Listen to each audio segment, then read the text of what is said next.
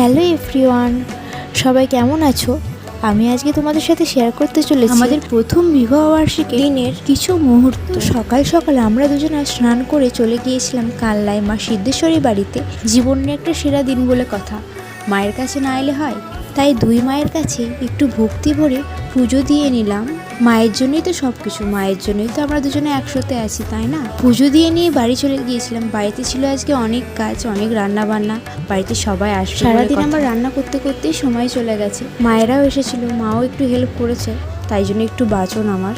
তারপরে আমিও একটু সেজে গুজে তৈরি হয়ে নিয়েছিলাম। তারপরে আবারও একবার মালা বদল করলাম, সিঁদুর দান হলো, আবার দুজনকে কিছু ছোটোখাটো উপহার দিয়েছি।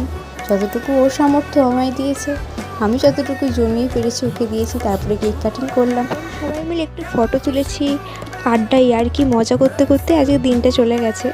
তো আমার ভিডিও এতটুকুনি, ভালো লাগলে লাইক কমেন্ট শেয়ার করতে ভুলো না। তো তোমাদের সঙ্গে আবার দেখা হবে পরের এক ছোটো কোনো এক মিনি ব্লগে। তো বাই।